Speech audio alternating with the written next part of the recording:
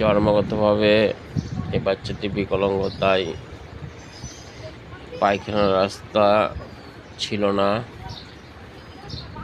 অনেক চেষ্টা করে সে পায়খানার রাস্তাটি গবেষণা করে ওপেন করা হচ্ছে। ওপেন করার কাজ মোটামুটি শেষ পর্যন্তই চলছে, কেননা র্যাকটাম ওপেন হয়ে গেছে।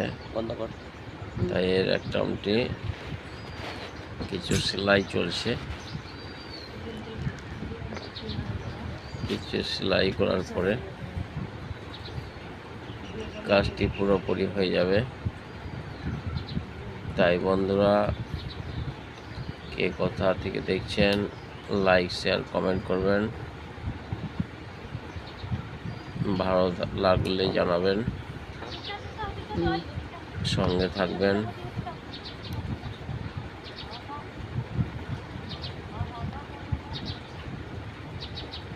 এই কাজ প্রায় করে থাকি।